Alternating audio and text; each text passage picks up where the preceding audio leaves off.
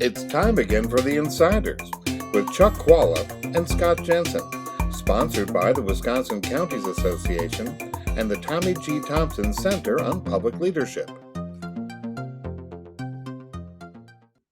Hi, I'm Scott Jensen, former Assembly Speaker. And I'm Chuck Chvala, former Senate Majority Leader. And we are the Insiders. This week, we're going to talk about President Biden and the challenges and advantages he faces here in Wisconsin, a swing state, one of the 3-4 states that are probably going to decide who is president after the 2024 elections. And credit to him, President Biden has already been here and he's already running television ads in Wisconsin. So Chuck, what do you see as the strengths and weaknesses of Biden as a candidate in Wisconsin? Well, first of all, he has a huge advantage because I believe, again, and this will be the third election in a row where abortion will be a dominant issue. And it's just there. And it's a big advantage for Democrats. And the Republicans struggle to articulate any response. And I think it will be a huge advantage for him. The next issue is the economy. Right now, if we were to have the election today, I'd be very happy because the economy is extraordinarily strong. In fact, Wisconsin has some of its historically lowest unemployment. Wisconsin's doing extraordinarily well. The biggest problem we have is getting enough people into the workforce, and we're working on that. And that's going to be a huge advantage for Biden. There's a caveat there. Do we end up with a soft landing or not? There's no guarantee. Interest rates are high. Does the Fed decide to continue with that? That could be something that could become a negative. That's a huge positive in my view now.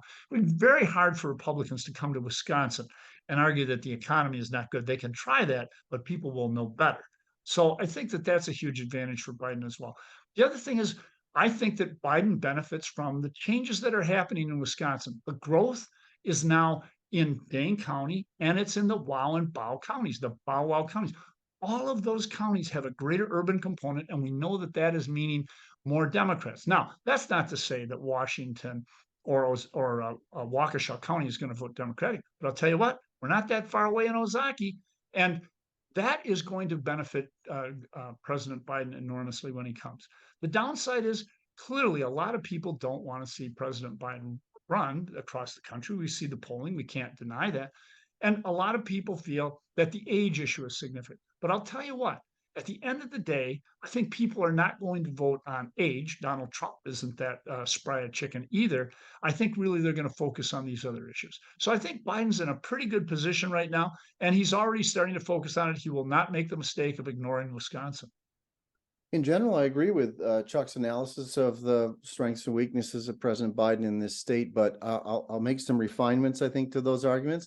I agree that at the moment, abortion is a plus for the president, particularly in the suburbs, where the race is often decided in this state.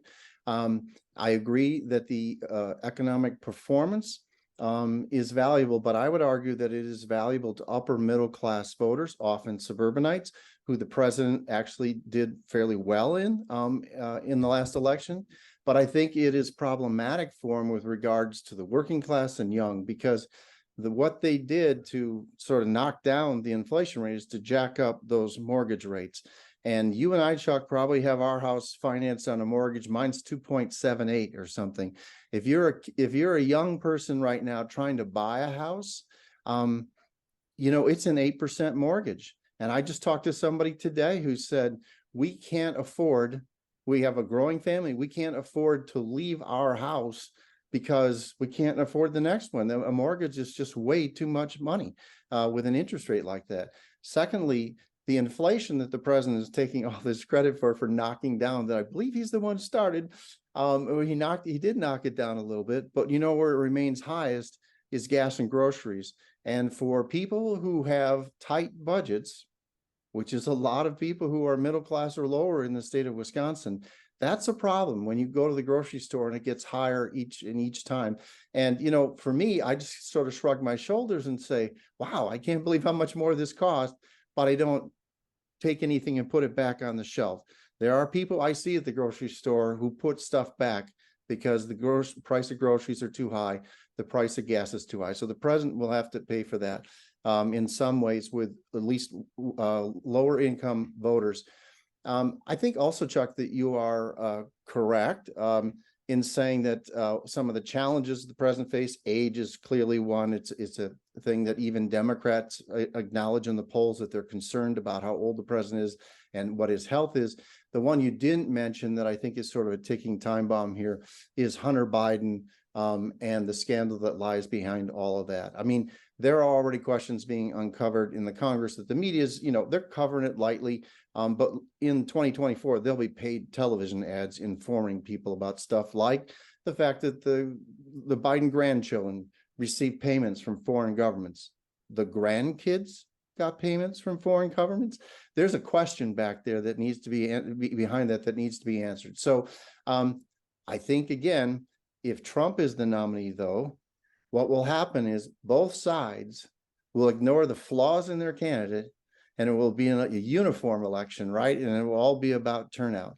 And if Republicans are smart, we will consider nominating someone other than Donald Trump, so that we are back to the issues. And President Biden has to show that he's up to the job still. He's got to explain questions about his kid. He's got to explain how come working class families are struggling under his leadership.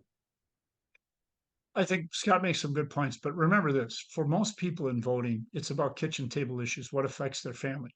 So Scott is right when he talks about, inflation stuff, and let's talk about that in a second. But let's talk about Hunter Biden and his age. Neither one of those things really affects people day to day. And by the way, unfortunately for the Republicans, they've inoculated President Biden and everyone else on this, because the Donald Trump things are so egregious. The character flaws are so dramatic that everything else just falls off the back. And that's what's going to happen with Hunter Biden.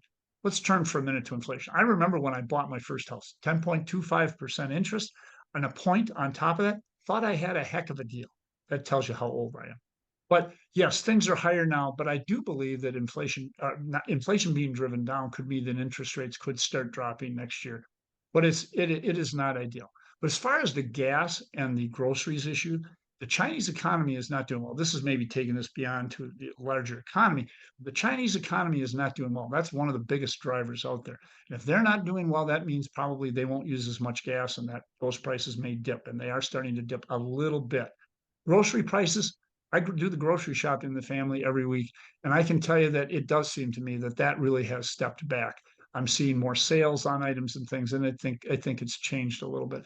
But I'll tell you this, when you have a great economy, unemployment is low, people are making money, they're getting raises, it's going to be hard to make that case that Joe Biden really isn't doing the job for people in the country.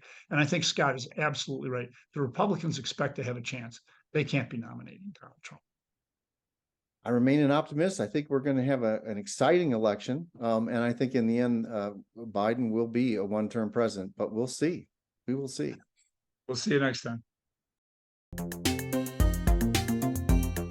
You've been listening to The Insider with Chuck Chvala and Scott Jensen, sponsored by the Wisconsin Counties Association and the Tommy G. Thompson Center on Public Leadership.